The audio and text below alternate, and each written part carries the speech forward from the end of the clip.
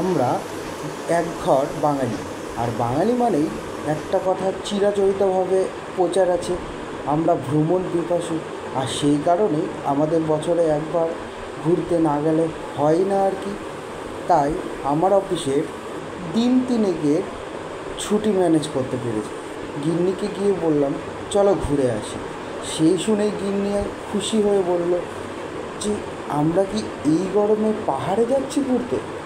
আমার মনকে আর আটকে রাখতে পারলাম না, তাই বললাম চলো যাই পাহাড়ের দেশে।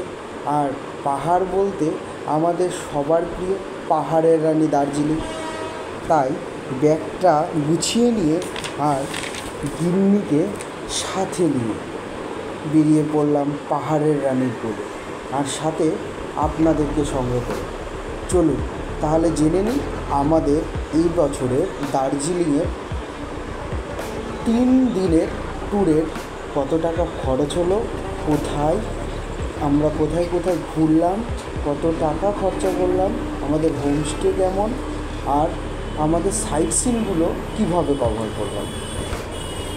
প্রথমেই বলে রাখি, আমরা যেহেতু একটা বাজেট ট্যুর প্ল্যান করছিলাম, সেই কারণে আমরা এবছরের জার্নিটা ট্রেনেই করেছিলাম। আর ট্রেন হচ্ছে সবথেকে সস্তায় শিলিগুড়ি পর্যন্ত পৌঁছানোর রাস্তা, কলকাতা টু শিলিগুড়ি। তো আমাদের ট্রেনের নাম ছিল কাঞ্চনকন্যা এক্সপ্রেস, যেটা সন্ধ্যাবেলায় 8টা 35 মিনিটে শিয়ালদা স্টেশন থেকে ছাড়ে। আমরা সেই ট্রেনটা ধরে আমরা যাত্রা শুরু করেছিলাম। আর সেই ট্রেনটাই শিলিগুড়ি স্টেশনে পৌঁছেছিল সকাল 8টার সময়। একটা কথা আপনাদেরকে বলে রাখি, যদি আপনারা কাঞ্চনকন্যা ট্রেনে আসেন তাহলে সবথেকে বড় যেটা আপনাদের প্লাস পয়েন্ট হবে, সেটা ট্রেনটা কিন্তু আপনাদের শিলিগুড়ি স্টেশনেই নামাবে। আর সেইখান থেকে আপনাদের শেয়ার ট্যাক্সি হোক, শেয়ার গাড়ি হোক, আর বাস হোক, একদম স্টেশনের বাইরেই হচ্ছে তেনজিং নং বাস স্ট্যান্ড, যেখান থেকে মাত্র 120 টাকায় আপনারা শিলিগুড়ি টু দার্জিলিংয়ের বাসও পেয়ে যাবেন। তো আমার মনে হয় সবথেকে বেস্ট এবং সবথেকে ভালো যদি কোনো ট্রেন থাকে তাহলে কাঞ্চনকন্যা এক্সপ্রেস। যেহেতু এবছরে আমি আর আমার ওয়াইফ দুজনে মিলে দার্জিলিংয়ে যাচ্ছি, সেই কারণে আমরা আর বাসে যাইনি। আমরা শিলিগুড়ি স্টেশনের বাইরে থেকেই তেনজিং নং বাস স্ট্যান্ড থেকে একটু এগিয়ে পেট্রোল পাম্পের কাছে ওখান থেকে একটা শেয়ারে সোমো গাড়ি করেছিলাম। আর সেই গাড়িটার ভাড়া পড়েছিল 250 টাকা জন প্রতি। আমরা একদম সামনের সিট রিজার্ভ করেছিলাম, আমি, আমার ওয়াইফ, আর তার পাশে আমাদের গাড়ির ড্রাইভার। তো গাড়ির যে ড্রাইভার আছে সে খুবই সুন্দর, আমাদেরকে পুরো রাস্তা দেখাতে দেখাতে এবং 2-1টা সাইট সিনেও দাঁড় করিয়েছিল, যেখানে আমরা দেখে সকালের একটু চা একটু নাস্তা করে আমরা দার্জিলিংয়ের দিকে রওনা হয়েছি। সত্যি কথা বলতে দার্জিলিং মানেই বাঙালির কাছে একটা আবেগ। যা সুন্দর রাস্তা, যা সুন্দর আর যা মনোরম পরিবেশ, দুদিকে তাকালেই মনে হয় চারিদিকে শুধু পাহাড় পাহাড় পাহাড়, আর আকাশ মনে হচ্ছে একদম কাছে চলে আসছে। দেখুন না কি সুন্দর রাস্তাটা। এইটা আমরা শিলিগুড়ি থেকে দার্জিলিংয়ে ওঠার পথের রাস্তা, সুন্দর রাস্তা, এই দিক থেকে গাড়ি আসছে। আর একটা কথা আমার খুব ভালো লেগেছে, এরা না প্রয়োজনের বাইরে হর্ন ইউজ করে না। গাড়ির হর্ন প্রয়োজন যতটুকু দরকার ততটুকুইভাবে ইউজ করে।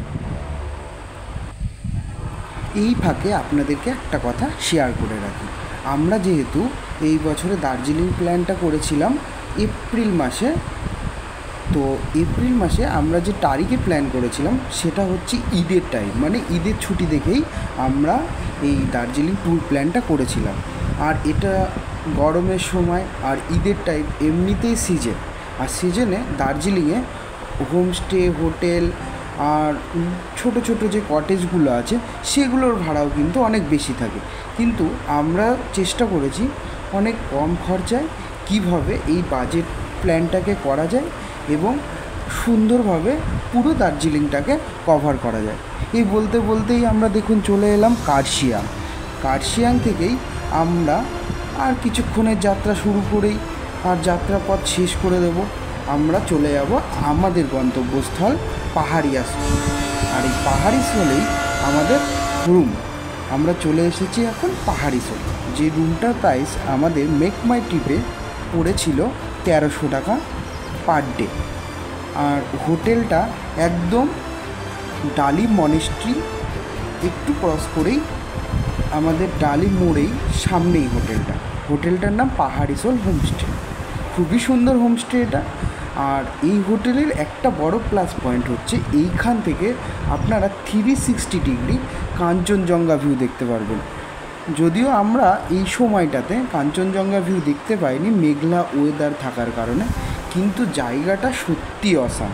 আর এই হোমস্টের সামনে দাঁড়িয়েই আপনি দেখতে পারবেন কিভাবে টয় ট্রেন যাচ্ছে। একদম টয় ট্রেনের লাইনটা বলতে পারেন হোমস্টের পাঁচিলের গা দিয়েই রয়েছে। চলুন এবার আমরা আস্তে আস্তে আমাদের হোমস্টের রুমের দিকে যাই, আমরা দেখি আমাদের রুমটা কতটা সুন্দর। আমরা যদিও ডুপ্লেক্স রুম বুক করেছি, চলুন আমরা রুমে প্রবেশ করি। এই যে দেখুন, আমরা রুমের ভেতর ঢুকে পড়েছি। এখানে একটা ছোট টেবিল দেওয়া রয়েছে সব কিছু রাখার জন্য। আর এই পাশটাতে রয়েছে দেখুন একটা সুন্দর দুজন ডবল বেড, ওটা দুজনের থেকে তিনজনেও শোয়া যাবে আমার যে মনে হয়। আর রুমটা পুরো উডেন, মনে হচ্ছে পুরো কাঠের দেওয়াল, ঠিক আছে। দুটো লাইট দুপাশে, এই পাশটায় রয়েছে একটা মিরর রয়েছে, একটা টিভি রয়েছে, আর একটা ওয়ারড্রপ। এই যে আমাদের লাগেজটাও দেখতে পাওয়া যাচ্ছে, ঠিক আছে। আর বাথরুমটা চলুন দেখায়। বাথরুমটায় এখানে যে বেসিনটা রয়েছে, বেসিনটাতে সব থেকে বড়ো কথা হচ্ছে বেসিন দিয়েও আমরা গরম জল পাবো, মানে 24x7 এখানে গরম জল পাওয়া যায়, এদের বক্তব্য বা এনাদের হোটেলের কথা। আর বেশ ওয়েস্টার্ন কোমোড, হ্যাঁ কোমোডটাও বেশ সুন্দর। আর বাথরুমটা রুমগুলো খুবই পরিষ্কার পরিচ্ছন্ন। আর দেখুন না, মনে হচ্ছে পাহাড় কেটে বানানো, এই শেপটা বোঝা যাচ্ছে। এটা একটা গিজার রয়েছে, সাথে এখানে তাওয়াল দিয়েছে, এই পাশে শাওয়ার। এখানটায় মানে ঠান্ডা গরম জল আপনারা আলাদাওভাবে নিতে পারবেন, আবার মিক্সড করে, মানে একটু ঠান্ডা একটু গরম মিক্সড করে নিতে পারবে। আর এই যে এটা হ্যান্ড ওয়াশের জায়গা, এটাও খুব সুন্দর। বাথরুমটাও খুব সুন্দর, আমাদের হোটেলের রুমগুলোও খুব সুন্দর। দেখুন দেখতে দেখতে আমরা দেখছি কি রুমের বাইরে তাকিয়েই কেমন বরফ বৃষ্টি শুরু হয়ে গেল না। আর এটা দেখে আমাদের মনকে পুরো শান্ত করে দিল যে দার্জিলিং আসাটা সত্যিই সার্থক। আর বরফ বৃষ্টির মাঝে দেখুন কি সুন্দর হোমস্টের বাইরে থেকে আমরা টয় ট্রেনও দেখতে পাচ্ছি, অসম্ভব সুন্দর লাগছে। কি প্রকৃতির কি মানে কি সৌন্দর্য! এক কথায় যদি না আসতাম এই জায়গাটা হয়তো মিস করে ফেলতাম। দেখুন না বরফগুলো, আমি তো হাতে নিয়ে একটু বরফও খেলা করে নিলাম বউকে সাথে করে নিয়ে। ও রেডি হচ্ছিল, ভিডিওতে তুলতে পারিনি, কিন্তু খুব সুন্দর, মানে সত্যি দিনটা খুব সুন্দর। ওই যে রেডি হয়ে গেছি, এখন আমরা যাচ্ছি ম্যালের উদ্দেশ্যে, দার্জিলিং ম্যাল। আমাদের ডালি মনেস্ট্রি বা ডালি মোড় থেকে ম্যালের ডিস্টেন্স আমি কিলোমিটারটা বলতে পারবো না, কিন্তু আমাদের সময় লেগেছিল 10 থেকে 15 মিনিট, না 3.5 কিলোমিটার। আর এখন রাস্তাটা সত্যিই খুব সুন্দর লাগছে, কারণ দুদিকে বরফ পড়ে রয়েছে, ঠিক আছে। আর দার্জিলিংয়ের রাস্তাটা সত্যিই খুব সুন্দর। এই পাশটায় দেখুন টয় ট্রেনের লাইনটা। আর আমরা আস্তে আস্তে দার্জিলিংয়ে প্রবেশ করলাম। আমরা হোটেল সোনালিতে আজকের লাঞ্চটা করব। আর দেখুন আমাদের লাঞ্চের মেনু চলে এসছে আমাদের কাছে, ভাত, ডাল, ডিমের তরকারি, একটা সবজি। আর এটা ছিল দার্জিলিং ম্যালের একদম ওপরে। আজকে আমাদের লাঞ্চটা আমরা দার্জিলিং ম্যাল থেকেই করেছি। আর একদম ম্যালটার ওপরেই আমরা এখন আছি, আর হোটেলটা দার্জিলিং ম্যালের ওপরে। আমরা খাওয়া দাওয়ার পরে একটু ম্যালটা ঘুরে আমরা ম্যালের ডান দিক থেকে চলে যাচ্ছি এখন মহাকাল টেম্পল দেখার জন্য। মহাকাল টেম্পল দার্জিলিংয়ের একটা জাগ্রত মন্দির। এখানে মা কালী, ভোলেনাথ সব কিছুর পুজোই হয়। আর সব থেকে বড় কথা, এই মন্দিরে একটা গুহাও রয়েছে, সেটাও আপনাকে এই ভিডিওর মাধ্যমে আমরা দেখাবো। আস্তে আস্তে আমরা পাহাড়ের রাস্তা দিয়ে মন্দিরের ওপরে প্রবেশ করছি। অনেকটাই উঁচুতে এই মন্দিরটা, আর মন্দিরটা খুবই সুন্দর। খুবই সুন্দরভাবে সাজানো গোছানো। আর সবথেকে বড় কথা, এই মন্দিরে গেলে আপনারা একটু প্রসাদও পাবেন, যেটা আপনারা বাড়ির জন্য নিয়েও আসতে পারবেন। চলুন আমাদের মন্দিরের দিকে যাওয়া যাক।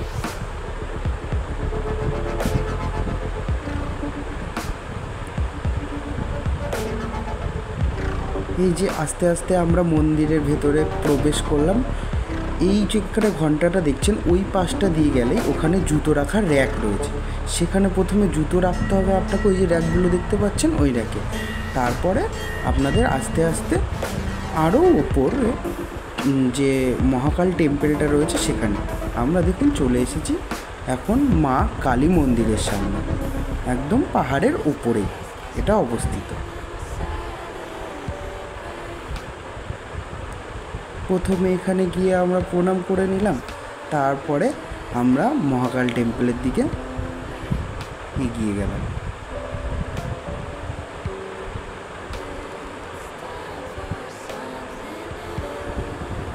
এই যে আবার গিডলি উঠছে।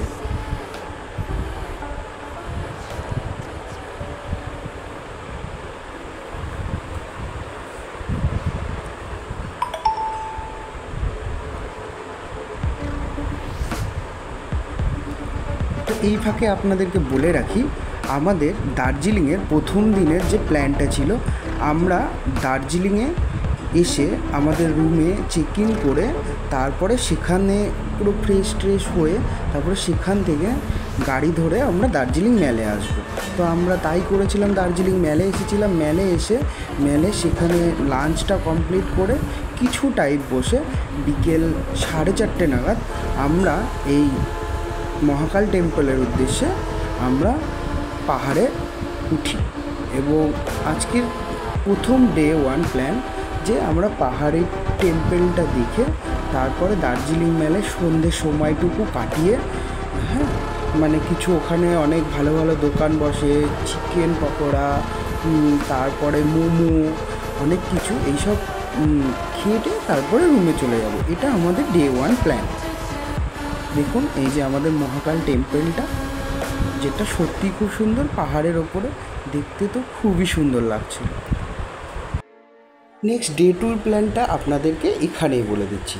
আমাদের ডে 2 প্ল্যান হচ্ছে টোটাল দার্জিলিংটার 7 পয়েন্ট, 5 পয়েন্ট আর 2 পয়েন্ট একই দিনে কভার করার। তো আমরা সেই মতো আমাদের আরও দুজনের পার্টনার ছিল, যারা হোটেল সোনালিতে আগে থেকে স্টে করেছিল। তো তাদের সাথে একটা বড় সোমো গাড়ি বুক করি, যেটার ভাড়া নিয়েছিল 3500 টাকা। আর সেইটা আমরা দার্জিলিং ম্যাল থেকে শুরু করেছিলাম প্রথমে টাইগার হিল দিয়ে। আর দেখুন না, এই যে আমার রুম থেকে নাইটের দার্জিলিংয়ের ভিউটা কি সুন্দর। এই করে আমরা পরের দিন চলে এসেছি টাইগার হিল। সকালবেলায় আমরা টাইগার হিল থেকে সূর্যোদয় দেখব। এই যে সূর্যটা উঠছে, কিন্তু মেঘলা ওয়েদারের জন্য আমরা ভিডিওটা ঠিকঠাকভাবে করতে পারিনি, কিন্তু সূর্য পুরোটাই উঠেছিল আর আমরা পুরো সূর্য ওঠাটাই দেখেছিলাম। যেহেতু মেঘলা ওয়েদার ছিল আর বৃষ্টি হচ্ছিল, তো আমরা মোবাইলটা ঠিকঠাক বের করতে পারিনি। এরপরেই চলে এসেছিলাম বাতাসিয়া লুপ। বাতাসিয়া লুপে আমি আর আমার ওয়াইফ দুজনে একটু রেল লাইনের ধার দিয়ে হাঁটলাম। তো আর বাতাসিয়া লুপে এলে অবশ্যই একটা কথা মনে রাখবেন, যে বাতাসিয়া লুপে ঢোকার যে গেটটা আছে সেই মুখটাতে মোমো পাওয়া যায়। এখানে এলে অবশ্যই কিন্তু মোমোটা আপনারা ট্রাই করে দেখবেন, সত্যিই খুব সুন্দর খেতে। বাতাসিয়া লুপের এই যে ভিডিও আর এইটা তো ছবি তোলার জায়গা, খুবই সুন্দর। বাতাসিয়া লুপটা সত্যিই খুব সুন্দর। তারপরে আমরা বাতাসিয়া লুপ থেকে এখান থেকে গুম মনেস্ট্রি আমরা গেছিলাম, সেটা এই ভিডিওতে মনে হয় না আমি অ্যাটাচ করেছি। এরপরে আমরা চলে এলাম জু। আমরা এখানে 3টে পয়েন্ট আছে, দার্জিলিং জু আছে, HIMI আছে, আর আমরা এখন যাচ্ছি HIMIর দিকে। আর এই যে দার্জিলিং জু এর রয়্যাল বেঙ্গল টাইগার আমাদের, এই যে চলে এসেছি আমরা রূপওয়েতে। কিন্তু আরেকটা কথা রূপওয়েতে বলে রাখি, আপনারা এখানে এলে যদি কপাল ভালো থাকে তাহলে রূপওয়ের টিকিট পাবেন, নইলে নয়। আমরা তো রূপওয়ের টিকিট পাইনি, তাই বাইরে থেকেই রূপওয়ে দেখে নিজের মনকে আর ওয়াইফের মনকে সান্ত্বনা দিয়ে রেখেছিলাম। আর এই যে একটা দেখতে পাচ্ছেন, এটা হলো সেই ইয়ারিয়ান মুভি আছে না, সেই মুভিতে যে কলেজটাতে শুটিং হয়েছিল সেই কলেজটা। আসলে এটা কিন্তু কোনো কলেজ নয়, এটা কিন্তু একটা স্কুল। এই যে এরপরে আমাদের ড্রাইভার সাহেব আমাদেরকে নিয়ে এলো রিফিউজি সেন্টার দার্জিলিংয়ে। এখান থেকে পাহাড়ের যে ওপর থেকে নিচটা কি সুন্দর লাগছে ভিউটা। দার্জিলিং টি গার্ডেনটা এখান থেকে পুরোটা দেখা যায়। আর এই যে টি গার্ডেন, দার্জিলিং টি গার্ডেনে আমরা চলে এসেছি। এই যে দেখুন ভিডিও করছে। আমরা দার্জিলিং টি গার্ডেনে এখানে এসে একটুখানি ভিডিও ফটো এইসবগুলো তুললাম। ভালো, সত্যিই খুব সুন্দর জায়গা। অ্যাকচুয়ালি পাহাড়ে এলে না নিজেদের মনটা সত্যিই শান্ত হয়ে যায়, চারিদিকে কি সুন্দর পরিবেশ। এরপরে আমাদের গাড়ির সাহেব আমাদেরকে নিয়ে এলো জাপানিজ টেম্পল। হ্যাঁ, তার মিডিলে দুটো জায়গা ছিল, আমরা ইচ্ছা করে স্কিপ করে গেছিলাম। একটা হলো তেনজিং রক, আর একটা কী যেন বেশ ছিল, আমরা ইচ্ছা করেই স্কিপ করে গেছিলাম। এই যে জাপানিজ টেম্পল আর প্লেস পেগোডা, এই জায়গাটা সত্যিই সুন্দর।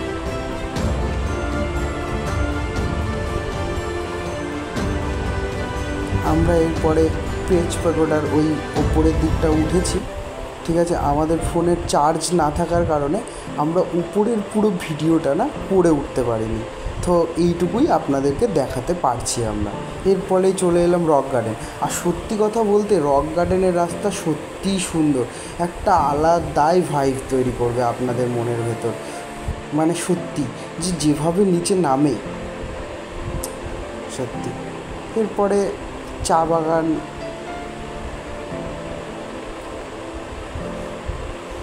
হ্যাঁ, তারপরে আমাদের 3 নম্বর দিনের পালা। আমরা 3 নম্বর দিন এই যে হোটেল আমাদের পাহাড়ি সোল, এখান থেকেই দাঁড়িয়ে সকালবেলায় মর্নিংয়ে চাটা খেলাম। তারপরেই ডালিতে যে মনেস্ট্রিটা আছে সেই মনেস্ট্রিতে গেলাম। এটা হচ্ছে ডালি মনেস্ট্রি, খুবই সুন্দর। আর সব থেকে বড় মনেস্ট্রি আমার মনে হয় দার্জিলিংয়ে এই ডালি মনেস্ট্রিটা। ভেতরটা তো খুবই সুন্দর, জানি না এখানে ভিডিও করা যায় কি যায় না, তবে আমরা ফোনটা নিয়ে গিয়ে ভিডিওটা তো করে দিয়েছিলাম, এই জন্যই আপনাদের দেখাতে পারছি। ভেতরটা সত্যিই সুন্দর, বুদ্ধদেবের মূর্তিটা তো খুবই সুন্দর। এরপরে আমরা আমাদের হোমস্টে 2 দিনের ছিল নেওয়া, ওখান থেকে আমরা নতুন আর একটা হোমস্টে দার্জিলিং ম্যালের ওপরেই নিয়েছিলাম, সেটা হতে হোটেল পিস্টক।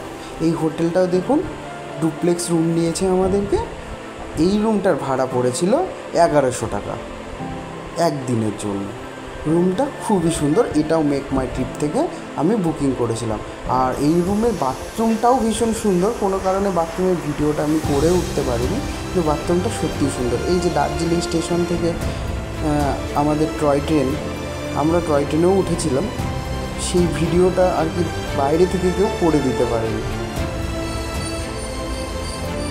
এই যে এবার আপনাদেরকে বলে রাখি যে আমরা সেই দিনকে পুরো টয় ট্রেন ঘুরেছিলাম, দার্জিলিং শহরটা ঘুরে দেখেছিলাম, আর মেলে সন্ধ্যেবেলায় কিছু কেনাকাটা করে আমাদের ডে 3টা কমপ্লিট করেছিলাম। ডে 4-এ এবার আমাদের বাড়ি ফেরার পরে, তো আমরা ডে 3-তে যেটা করেছিলাম সেটা হচ্ছে দার্জিলিং থেকে 6 জনা মিলে, মানে আমরা শেয়ারে একদম মিরিক, পশুপতি মার্কেট, লেপচা জগৎ, তারপরে নেপাল হয়ে আমরা শিলিগুড়িতে এসে পৌঁছেছিলাম। এই যে এখন আমরা আছি লেপচা জগৎ, জায়গাটা সত্যিই সুন্দর। এরপরে হ্যাপি ভ্যালি টি গার্ডেন, খুবই সুন্দর জায়গা, এখানে দাঁড়িয়ে আপনারা চা কিনতে পারবেন।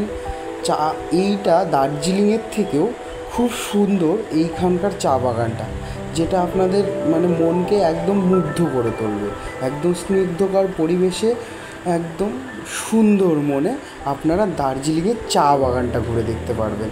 যদি আমার মনকে বলেন তাহলে বলবো দার্জিলিং থেকে ফেরার দিন আপনারা অবশ্যই মিরিক হয়ে ফিরবেন, নইলে কিন্তু অনেক কিছু মিস করতে পারেন।